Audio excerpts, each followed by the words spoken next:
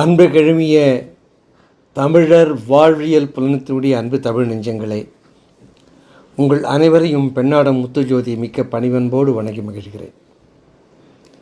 இன்று உங்கள் முன்னே தமிழர் வாழ்வியல் ஆய்வுரை 68 அளிப்பதிலே நான் அளவற்ற மகிழ்ச்சி அடைகிறேன். பொருணை நதிக்கரை நாகரிகத்தை பற்றி சிந்தித்துக் கொண்டிருக்கிற நாம் இப்பொழுது அந்த நதிக்கரையிலே கல்வி எவ்வாறு இருந்தது என்பதை பற்றி சிந்திக்கலாம். சங்ககால பாண்டியன் ஒருவன், ஆரிய படை கடந்த நெடுஞ்செழியன் என்கிற ஒரு பாண்டிய மன்னன், அவன் ஒரு அழகான ஒரு பாட்டை பாடுகிறான் புராண நூற்றிலே. இதெல்லாம் நாம் செய்த ஒரு நல் ஊழ்தான், நற்பேர் தான். இப்படிப்பட்ட பாடல்கள் நம் கையில் இன்று இருக்கிறது. அவன் சொல்கிறான், ஒரு தாய்க்கு பல பிள்ளைகள் இருக்கலாம், 4 பிள்ளையோ 3 பிள்ளையோ எத்தனை பிள்ளையோ பெற்றிருக்கலாம். அந்த பிள்ளைகளுக்குள்ளே அந்த தாய் யாரை விரும்புவானா, கல்வி கற்ற பிள்ளை எதுவோ அதை தான் விரும்புவலாம். தாயே பாருங்கள், பெற்ற தாய்க்கு வேறுபாடு என்று சொல்வார்கள். இருந்தாலும் அவள் மனம் முன்னுரிமை கொடுப்பது அந்த கல்வி கற்ற பிள்ளையை தான். பலர் இருக்கலாம், அதில் மூத்தவன் இருக்கலாம், இளைவன் இருக்கலாம். இந்த மூத்தவன் நிலையெல்லாம் பார்க்கல, அவன் அந்த அத்தனை பேருக்குள்ளே யார் கல்வி கற்றிருக்கிறானோ அவனையே சிறப்பாக அவள் பார்ப்பாள், அழைப்பாள், யோசனை கேட்பாள். அதுபோல் சமுதாயத்திலையும் கூட தகுதியால் எவ்வளோ பணக்காரன் இருக்கலாம், ஏழை இருக்கலாம். ஆனால் தாழ்ந்த ஏழை குலத்திலே ஒருவன் கல்வி கற்றிருந்தால் அரசன் அவனை தான் நாடுவான். பாருங்கள், அரசனே அவனுடைய நாட்டில் யார் பேர் இருக்கணும், யார் கல்வி கற்றிருக்கிறானோ அவன் ஏழ்மையாக இருந்தாலும் அவனையே நாடுகிற ஒரு பாங்கன் இருந்தது. அப்போ அங்கே உயர்ந்தவன் தாழ்ந்தவன் என்கிற அந்த வேற்றுமையை பார்ப்பதில்லை. அவனை மதித்துத்தான் அரசன் யோசனை கேட்பான். அதனால் இந்த நாட்டில் இருக்கிற அத்தனை பேரும் என்ன சொல்கிறான், நம்ம ஆரிய படை கடந்த நெடுஞ்செழியன் எப்பாடு பட்டாயினும் கல்வியை கற்க வேண்டும். ஒரு மன்னனே இப்படி கல்வி பற்றி பாடுறான்னா, அரசாளுகிற மன்னன், முடிசூடிய மன்னன், அப்போ ஒரு நாட்டு மக்கள்கிட்ட அந்த கல்வி விழிப்புணர்ச்சி எவ்வளோ இருந்திருக்கணும், எப்படி படிச்சிருக்கணும்னு பாருங்கள். அந்த காலத்தில் அரசர், வணிகர், வேளாளர், கொல்லர் முதலில் பல தொழில் செய்தவர்கள் அனைவரும் கல்வி கற்றார்கள். அரசமாதேவியர், சிற்றரசர், பெண்கள், குரத்தி, குயத்தி, இப்படி பல துறை பெண்கள் நற்றமிழை நல்லபடியிலே கற்று கவி பாடுகிற ஆற்றலை பெற்றிருந்தார்கள். அதுதான் முக்கியம் இல்லை. இவருடைய பாடல்கள்லாம் புறநானூறு முதலிய தொகை நூல்களிலே இன்றும் காணப்படுகின்றன. மதுரை ஆண்ட பூதப்பாண்டியனுடைய மனைவி, பரம்புமலை நாட்டை ஆண்ட பாரி மகளிர், ஓக்கூரிலே வாழ்ந்த மாசாத்தியார், கொற்கையை சூழ்ந்த மாரோக்கம் என்ற நாட்டை சேர்ந்த மாரோக்கத்து நப்பசலையார், பாண்டிய நாட்டைச் சேர்ந்த பெண்பால் புலவர், இந்த அம்மா நப்பசலையார், இப்படி இவர்கள் எல்லோருடைய பாடல்களும், அதுவும் எப்படிப்பட்ட பாடலுங்க, பொருட்செறிவு, கருத்து செறிவு மிக்க பாடல்கள். இதை அவர்கள் பாடிய பாடலை இந்த 2000 ஆண்டுகளாக நம்ம தமிழ் மக்கள் போற்றி வருகிறார்கள். இவ்வளோ பெண்பால் புலவர் இருந்திருக்காங்க பாருங்கள். இப்போ எவ்வளோ கல்வி சரளமாக எல்லாருடையும் இருக்குது பாருங்கள். இப்போ வேறுபாடு இல்லை. வேத காலங்களே பெண்கள் வீட்டு விட்டு வரக்கூடாது, கல்வியை கற்கக்கூடாது, அவர்களுக்கு ஞானம் பெற எந்த தகுதியும் இல்லை, அப்படி இருந்தது. சம உரிமை கொடுத்து வைத்திருந்தார்கள் தமிழர்கள். ஒரு சங்க காலத்தினுடைய பலகைகளை ஏறி சங்க பாடல் பாடக்கூடிய ஆற்றலும் உரிமை இருந்ததில்லை. அதனால் அந்த காலத்தில் இருந்த ஆடவரும் பெண்டிரும் எந்த விதமான வேறுபாடின்றி கல்வி கற்க பல பள்ளிகள் பாண்டிய நாட்டில் இருந்து என்கிற செய்தியை நாம் பார்க்கிறோம். அந்த பள்ளிகளிலே இயல், இசை, நாடகம் என்ற 3ஐயும் கற்றுக் கொடுத்திருக்கிறார்கள். நம்ம மதுரை மாநகரம் சங்கம் வைத்து தமிழை வளர்த்தது, புலவரை கூட்டியது, பாராட்டியது, பரிசுகள் கொடுத்து தமிழை வளர்த்தது. இயற்தமிழ் வளர்த்த புலவர்கள், இசைத்தமிழ் வளர்த்த புலவர்கள், பாணர்கள், நாடகத்தமிழை வளர்த்த கூத்தர், விரலியர், இப்படி பல தரப்பார்கள். ஆக தொழிலால் பெயரை தவிர ஜாதியால் பெயரில் உயர்வு தாழ்வு இல்லை. அங்கே தான் நம்ம அதை தான் பார்க்கணும். சங்க காலத்தில் அது எங்கே மாறிச்சுன்னா, இந்த சங்க காலத்திற்கு பின்னால் தமிழருடைய ஆட்சி இல்லாமல் போயிடுச்சு. பல்லவர்கள் உள்ளே நுழைந்தார்கள். அந்த காலங்களிலே தமிழ் தலைகுனிய ஆரம்பித்தது. நான் பல முறை சொல்லியிருக்கேன் பல இடங்கள். இதெல்லாம் வரலாறுங்க.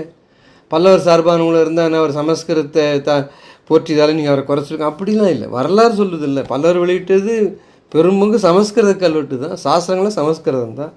இப்போ குடுமையான்மையில் இருக்கிற கல்வெட்டு முழுதும் சமஸ்கிருதம் தான், இசை கல்வெட்டு. போன மாதம் போய் பார்த்தோம்.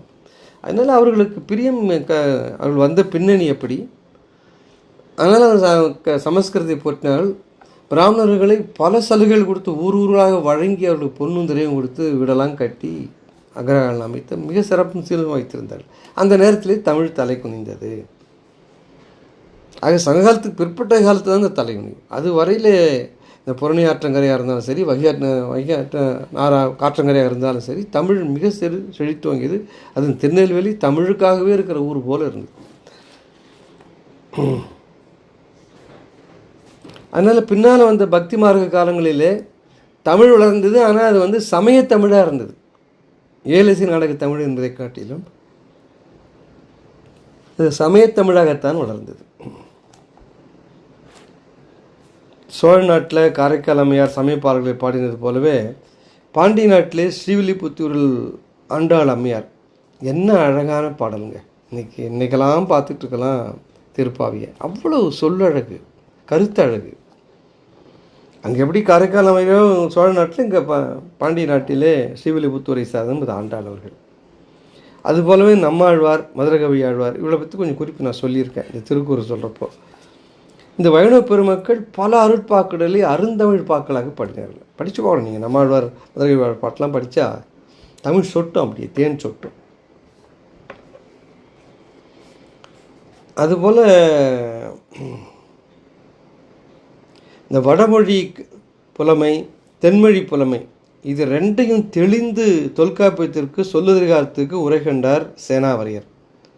ரெண்டு மொழியிலும் அவ்வளோ வல்லம் அவருக்கு. தமிழ் தென்மொழியும் சரி, வடமொழியும் சரி. தொல்காப்பியத்திற்கு சொல்லதிகாரத்துக்கு உரை கண்டார் அவர் சேனாவரையர். அவர் வந்து கொற்கை எடுத்த ஆற்றுரை சேர்ந்தவர். அவர் பாருங்கள், திருநெல்வேலிக்கு வந்துட்டார். இப்போ திருநெல்வேலி சார்ந்தவர் இவர். இப்போ 14ஆம் நூற்றாண்டு இவருடைய காலம். இவர் காலத்தில் இந்த கொற்கையை சூழ்ந்த நாடு மாரோக்க நாடு என்று சொல்லப்படும். இந்த சேனாவரையர் இருந்த காலத்திலே அந்நாட்டுக்கு தலைநகர் தான் இந்த மாரோக்கம் என்பது. அதுக்கு முன்னெல்லாம் பெண்கள் வெளியில் போய், சின்ன பிள்ளைகள், கருத்தெரியாத பிள்ளைகள்லாம் பெண்கள் வெளியில் விட மாட்டாங்க. ஏன்னா கருத்தெரியாத பருவம் ஆண்களோடு விளையாடுற சரி வராதுன்னு சொல்லி பெண்களுக்கு முழு உரிமை இருந்தது. கருத்தெறிந்த பின்னால் கருத்தெறிகிறவர்களே பொத்தி பொத்தி வைப்பார்கள். அந்த மாதிரி புறத்து போய் ஒரு விளையாடுன்னு வச்சுக்கோ. ஒரு சின்ன பெண், பேதை பெண், பேதைன்னா ஒரு 12 வயசுக்கு கீழ்ப்பட்ட வயசு. அந்த பருவத்து பெண்களை என்ன சொல்லுவாங்கன்னா, மாரோக்கத்தர்லாம், என்னங்க இந்த பொண்ணு ஆம்பளை பசங்களோட வாங்க சமமாக போய் விளையாடிக்கிட்டே இருக்குது, ஒரு பாவாடையை கட்டிக்கிட்டு அப்படின்னு யாரும் கேட்குறான்னு வச்சிங்களேன். அது பெண் மகனுங்க, அது பெண் மகள் இல்லை என்று சொல்லுகிற வழக்கம் இருந்திருக்கு அன்றைக்கி திருநெல்வேலியில்.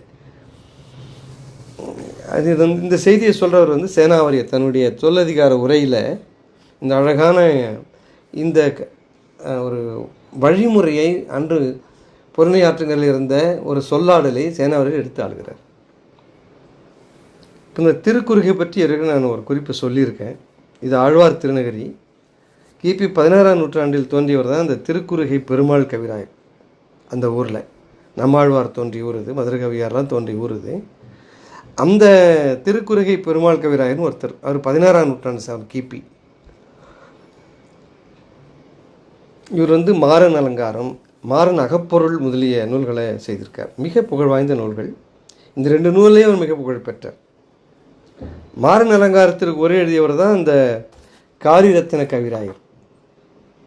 அவருடைய மகன்தான் திருமேனி கவிராயர். அவர் இருவரும் தென் திருப்பேரை சேர்ந்தவர்கள். பொருணையினுடைய நீர் குடித்து வளர்ந்தவர்கள். இந்த ஸ்ரீவைகுண்டம் என்ற திருப்பதியிலே பிறந்து மீனாட்சியம்மன் பிள்ளை தமிழ் எல்லாவற்றையும் பாடியவர் தான் நமது குமரகுருபர் அடிகளார். அதை நான் ஏற்கனவே அவரை பற்றி சொல்லியிருக்கிறேன். மிக சிறந்த ஒரு சைவ நூல் சமைத்த உரிமையாளர். அவர் பாடலாம் அப்படி தான் பக்தி பெருகும் அப்படியே. இவர் வந்து கிபி 17ஆம் நூற்றாண்டை சேர்ந்தவர் குமரகுருபர் அடிகள். திருநெல்வேலியில் இந்த சிந்து பூந்துறையில் உள்ள சைவ மடத்தில் இருந்தவர் தான் இந்த வெள்ளி அம்பலவான தம்பிராயர். இவரும் 17ஆம் நூற்றாண்டை சார்ந்தவர் தான். இவர் வந்து இந்த ஞானாபரண விளக்கம் போன்ற நூல்களை இவர் எழுதியிருக்கிறார். இப்போ 17ஆம் நூற்றாண்டில் ஆழ்வார் திருநகரியில் சுப்பிரமணிய தீட்சிதர் அவர் பிரயோக வேகம் என்ற இலக்கண நூலை செய்து புகழ்பெற்றவர்.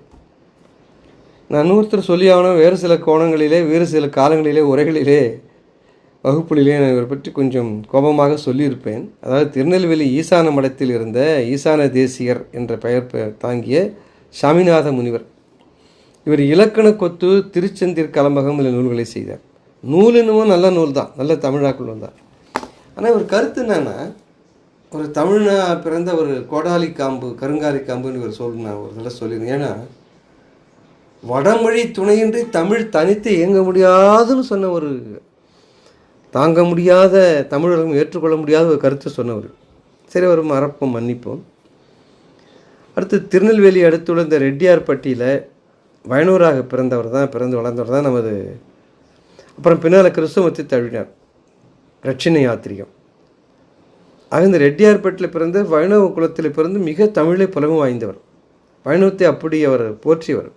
ஆனால் அவர் கிறிஸ்தவத்தை மதத்தை தழுவிவிட்டார், சமயத்தை தழுவி ரட்சணை யாத்திரிகங்கிற ஒரு முதலில் நூலை செய்தார். அதுவும் அழகான தமிழ் பணுவல் தான். அது கிறிஸ்துவ பற்றி தான் இருந்தாலும் கூட இந்த தமிழ் மரபை ஒட்டி எழுந்த ஒரு அருமையான தமிழ் பணுவல். அது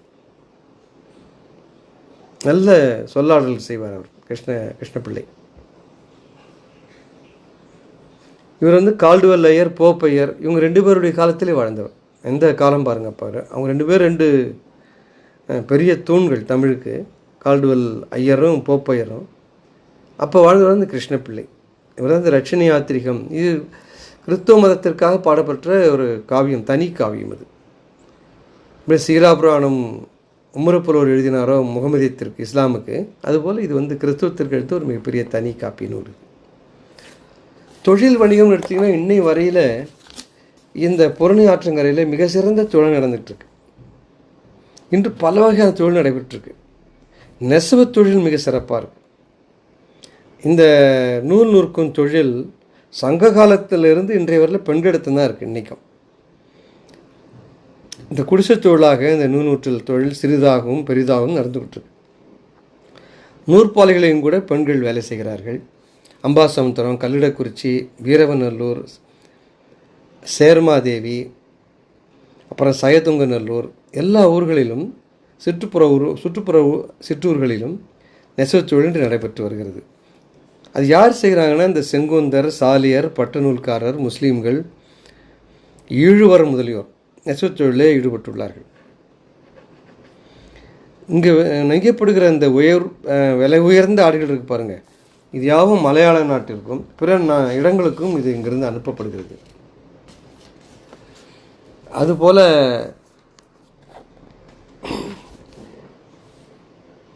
இந்த நெசவு தொழிலாக அப்போ நூல் நூற்கிறவங்க, சாய தொழிலாளர், நெய்பவர், இது பல விதமான கிளைத்தொழிலும் சார்ந்து நிகழ்ந்து கொண்டிருக்கின்றன. அதுபோல் இந்த பாய் செய்யும் தொழில் பத்தமடை முதல இடங்களில், பத்தமடை பாய்ங்கிறது ரொம்ப பிரசித்தி பெற்றது. அதுவும் இந்த புறணை ஆற்றுங்களிலே சிறந்து விளங்கக்கூடிய ஒரு தொழில், பாய் செய்யும் தொழில். இந்த குளத்து ஓரங்களில், வாய்க்கால் ஓரங்களில் அந்த கோரை புற்கள் நிறைய கிடைக்கிறதுனால இதனை ஏலத்தில் எடுத்து பதப்படுத்தி பல நிறங்களை ஊட்டி அதன் பின்னாலே பல வகையான வண்ணம் கண்ணை கவருகிற பாய்களை செய்கிறார்கள். இது இங்கிருந்து திருநெல்வேலியை சேர்ந்திருக்கிற பேட்டை தான் திருநெல்வேலிய மிகப்பெரிய சந்தை களம். அங்கே அனுப்பப்படுகிறது. உள்நாட்டுக்கு, வெளிநாட்டில் கூட போகுது. இது பர்மா, மலேசியா முதலிய நாடுகளுக்கும் ஏற்றுமதி செய்கிறார்கள். பத்தமடையிலே செய்யப்படுகிற பாய்கள் உலக புகழ் பெற்றவை. எங்கே போனாலும், அமெரிக்கா போனால் கூட பத்தமடை பாய்ங்கிற சொல் எல்லாருக்கும் தெரிஞ்சிருக்கும். இவை முஸ்லீம்களால் பெரும்பாலும் செய்யப்படுகிற ஒரு தொழில். இது மிக மென்மையும் வழவழப்பும் உடைய இப்பாய்கள் விலை மிகுதி. அதான் இந்த சாஃப்ட்னஸ்ன்னு சொல்லுவாங்க பாருங்கள். பெரும்பாலும் கோரை பண்ணால் கொஞ்சம் முதுகெல்லாம் உறுத்தும், இது உறுத்தாது. அவ்வளோ மெதுமெதுப்பு. அந்த பொறைநேதனுடைய வளமோ என்னவோ தெரியல, அங்கே விளையிற கோரைகள் அவ்வளோ மெதுமெதுன்னு இருக்குது. அதுபோல் அடுத்து ஒரு முக்கியமான தொழில் இங்கே பனைமரத் தொழில். பல்லாயிரக்கணக்கான மக்கள் இதில் ஈடுபட்டிருக்கிறார்கள். இங்கே மக்கள் பனை ஓலைகளை பதப்படுத்தி பாய்கள் செய்கிறார்கள். பனம்பாய்கள் நானும் அதில் படுத்திருக்கேன் எல்லா வயசில். கிராமங்களில் பத்து போச்சு. கிராமங்களில் எங்கள் பக்கம்லாம் ஒருவேளை திருநெல்வேலி பக்கம் இன்றும் இருக்கிறது. ஸோ அதில் பாய், தடுக்குன்னா உணவு உண்கிற பொழுது ஒருவர் மட்டும் அமர்கிற ஒரு சின்ன 2 அடிக்கு 2 அடி ஒரு சதுரமாக இருக்கும். அதுக்கு தடுக்குன்னு பேர். ஆக இந்த பாய் தடுக்கலாம் முடிகிறார்கள் பனை ஓலையிலே. அதுவும் மெது மெதுன்னு இருக்கும். நீங்கள் பனை ஓலையில் பாயில் படுத்திங்கன்னா அப்படியே குளிர்ச்சியாக இருக்கும், மெது மெதுன்னு இருக்கும். ஒரு வாசனை வேறு இருக்கும் அதில். அதுலேயும் சிறிய பெரிய பாய்கள்லாம் பல வகையாக நெய்வார்கள். அப்புறம் சிறிய பெரிய கூடைகள் நிறைய நெய்வார்கள். இன்னும் சொல்லப்போனால் தூத்துக்குடி பக்கம்லாம் சாப்பாடு போடுறப்ப கல்யாணத்துக்கு போனீங்கன்னா பணம் ஓலையால் செய்த பொட்டி மாதிரி அதில் தான் சாதனை கொண்டாந்து இலையெல்லாம் பரிமாறுறாங்க. நம்ம அதெல்லாம் வந்து இப்போ நம்ம ஊரில் எவர் சில்வர் வாளி இட்லி பேசின் கீசின் இன்னும் அந்த பழைய மாண்பு அப்படியே இருக்குது தூத்துக்குடி. நான் ஒரு சன்மார்க் கூட்டத்துக்கு பேச போகிற பொழுது ஒரு 30 ஆண்டுகளுக்கு பின்னால் பார்த்துருக்கேன். பணம் பெட்டின்னு சொல்கிறாங்க. அதை வச்சு தான் கொண்டாந்து பனை ஓலையால் செய்யப்பட்ட பெட்டியில் சாதமே கொண்டு வந்து பரிமாறுகிறார். அதுபோல் பல வகையான இந்த பனை ஓலையை வைத்துக்கொண்டு பல விதமான விளையாட்டுப் பொருட்கள், இல்லை வண்ண வண்ணங்கள்லாம் பூசி, அதுபோல் பனை ஓலைகள் வந்து வீட்டு கூரையாகவும் அமைக்கிறார்கள். பனை நாரை கொண்டு தான் அந்த வீடு கட்டுற கயிறு எல்லாம், மாடு கட்டுற கயிறு எல்லாம், இன்னும் சொல்லப்போனால் தேர் எடுக்கிற கயிறு கூட பனை நாரில் செய்கிறார்கள். பனை நுங்கு பதநீர் ரொம்ப அருமையாக இருக்கும். வெயில் காலத்தில் இயற்கை கொடுக்குற ஒரு கொடை அது. பனங்கிழங்கு பாருங்கள், இன்றைக்கி ஓரளவுக்கு சென்னை பக்கம்லாம் கொஞ்சம் அது ரொம்ப பிராபல்யமாயிட்டுருக்கு. கிராமப்புறங்களே கொஞ்சம் அத்து போயிருந்து இப்போ மறுபடியும் அது வருது அந்த பழக்கத்திற்கு. 13-14 வகையான நோய்களை தீர்க்கக்கூடிய சக்தி அந்த பனங்கிழங்கு இருப்பதாக சென்ற 2 மாதங்களுக்கு முன்னாடி நான் ஒரு புத்தகத்தில் படித்தேன். அதுபோல் பனை வெல்லம், கற்கண்டு, பனங்கற்கண்டு எல்லாமே பாருங்கள் மனிதனுடைய உடல்நலத்திற்கு ஊறு செய்யாமல் நோய்களை தீர்த்து நெடுதினால் வாழக்கூடிய ஒரு வளத்தை பெருக்குது இந்த பனைபடு பொருட்கள் எல்லாமே. தமிழனுடைய ஒரு கற்பக விருஷம். அதுபோல் மெழுகு வளையல்கள், இந்த வைகுண்டம் தாலுக்காவை சேர்ந்த இந்த மாரமங்கலத்தில் உள்ள கவரை நாயக்கர்னு ஒரு குலம் இருக்குது. அவர் ரொம்ப அதுக்கு ரொம்ப சிறப்பு பெயர் பெற்றவர். இந்த கவரை நாயக்கர்கள் மெழுகு வளையலை செய்கிறாங்க. வண்ண மெழுகு ஊற்றி அதில் அழகாக செய்கிறாங்க. அது ஒரு பெரிய கலை. அதுபோல் பம்பாய் வளையல்களை வாங்கி அவங்கள சந்தையும் படுத்துகிறார்கள். அது வளையலிலே மிக சிறப்புற்றவர்களாக இந்த கவரை நாயக்கர்கள் இருக்கிறார்கள். அது சினிமாவெல்லாம் சிலது காமிச்சிருப்பான், பெரிய நாமம் போட்டுட்டு வளையல் போடுற மாதிரி. அதெல்லாம் கவரை நாயக்கர்கள் தான். அவர்கள் திருநெல்வேலி இந்த புலிநதி கரையை சார்ந்தவர்கள். இந்த திருநெல்வேலி, நரசிங்கநல்லூர், அப்புறம் சயதுங்கநல்லூர், கொர்க்கை அடுத்துள்ள ஏரல், இந்த ஊர்களில் இந்த வெண்கல பாத்திரங்கள் மிக சிறப்பாக செய்யப்படுகின்றன. மிக நேர்த்தியான வெண்கல பாத்திரங்கள். அது பல நாடுகளுக்கு ஏற்றுமதி ஆகுது. தமிழ்நாட்டுடைய மற்ற பகுதிக்கு, இந்தியாவுக்கு மட்டும் இல்லாமல் வெளிநாடுகளுக்கும் அது ஏற்றுமதி ஆகிறது. ஒவ்வொரு ஊர்லேயும் இந்த பொற்கொல்லர்கள், இரும்பு கொல்லர்கள், தச்சர், மட்பாண்ட தொழிலாளர்கள் எல்லோரும் பல தொழில்களை செய்கிறார்கள். இந்த கைத்தொழிலுங்கிறது ரொம்ப சிறப்பாக இருக்குது இந்த பூரணி ஆற்றங்கரை, இந்த திருநெல்வேலி வட்டாரத்தில். அதுபோல் இந்த தோலை பதம் செய்து பல வகை செருப்புகள், இந்த திருநெல்வேலி செருப்பு ரொம்ப சிறப்பு பெயர் பெற்றது. திருநெல்வேலிக்கு போகிறவங்களாம் ஒரு செருப்பு வாங்கிட்டு வரலாம். நாங்களாம் கான்பூரில் படிக்கிறப்போ கான்பூர்லேருந்து 2 வாங்கிட்டு வரணும். முக்கியமாக அளவு கொடுத்து அனுப்புவாங்க செருப்பு. அதுபோல் கான்பூர் தோல் பெட்டி, கான்பூர் எருமை ரொம்ப சிறப்பு வாய்ந்தது இல்லைங்களா. அதனால் சில பேர் ரொட்டி காஞ்சி மாதிரி போட்டால் சொல்லுவாங்க, கான்பூர் தோல் மாதிரி இருக்குன்னு அது அப்படின்வான். சப்பாத்தியை ரொம்ப மெலிசாக போட்டால் இது என்ன எப்படி போட்டாலும் குறை சொல்கிறது தொழிலாளர் இருக்கான்ல கணவன் அப்படின்னு சொல்லுவான்.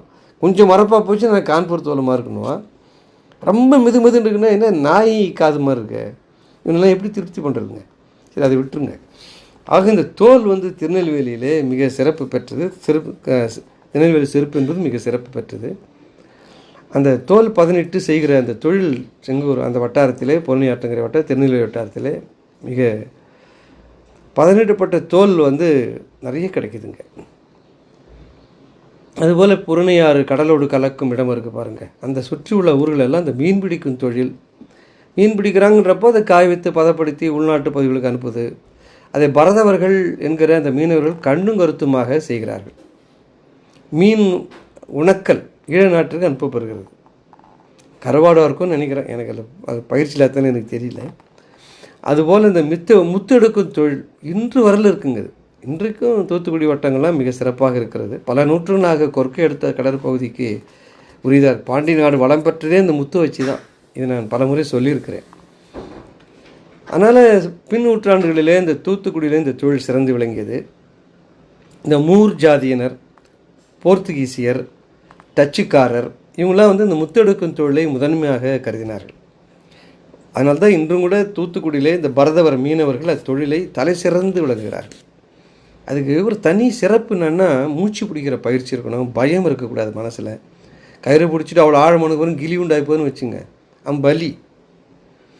அதனால் இதெல்லாம் மிக மிக மனத்திண்மை வேண்டும், ஆற்றல் வேண்டும், மூச்சு பிடிக்கிற பயிற்சி வேண்டும், முத்தை தேர்ந்தெடுத்து அது கண்களால் பார்த்து அது பயில அள்ளிக்கு வர வேண்டிய அந்த தொழில்நுட்பம் வேண்டும். இப்போ ஒரு சாதாரண கல்வி கற்காத ஒரு பரதவன் எந்த ஒரு பெரிய ஆற்றலுடனாக இருக்கான் பாருங்க. அவன் கல்வி எங்கேத்து மூலங்க அவன் எதில் எங்கே நிற்க முடியும்? கல்வி இந்த இது ஒரு பெரிய கல்வி இல்லைங்களா? இது தொழிற்கல்வி. இது அதனால் இந்த கொற்கை காயில் என்ற துறைமுகங்களை அடுத்த பகுதிகளிலே பண்டைய காலத்தில் உப்பளங்கள் இருந்தது. நான் கூட சொன்னேன் உங்களுக்கு, ஒரு 20 அடிக்கு ஆழம் போகிறப்போ தளதளன்னு மண் இருக்குது. அது ஆய்வாளர் அந்த காலத்தில் உப்பங்கழியாக இருந்திருக்கலாம் என்று கருதுகிறான்னு சொல்லியிருந்தேன் நான் உங்களுக்கு.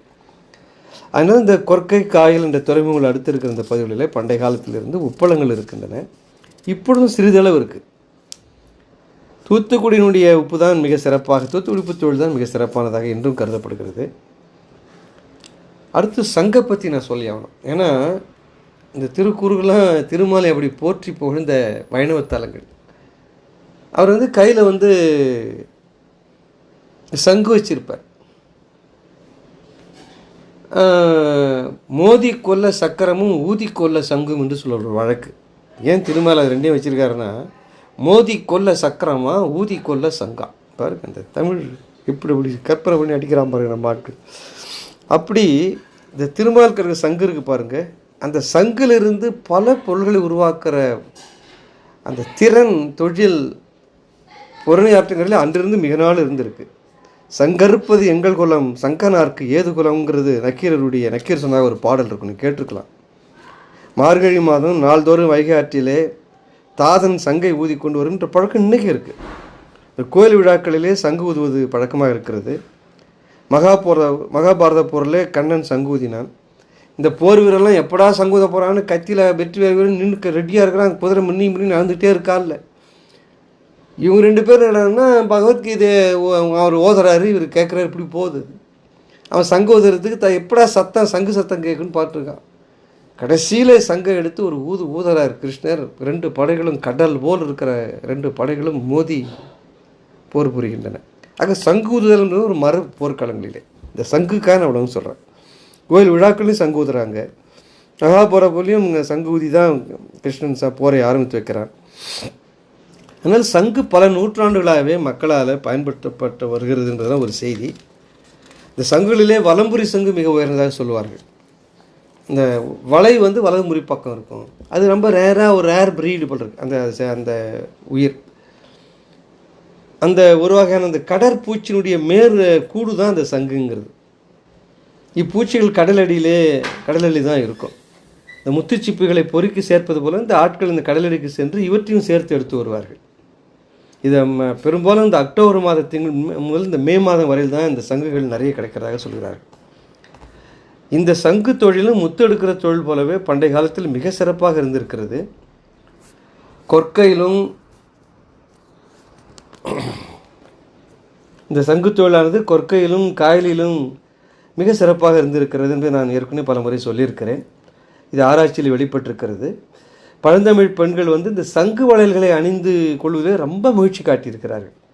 அதனால தான் அந்த சங்குகளை கடந்து கொண்டு அதை அறுத்து அதை வண்ணம் ஊட்டி அழகுபடுத்தி அது வளைவதிலே தொடி என்று சொல்லுவார்கள் இலக்கியங்களிலே. அந்த சங்கு தொடி அவ்வளவு சிறப்பாக பெண்களால் விரும்பி அணியப்பட்டு இருக்கின்றன.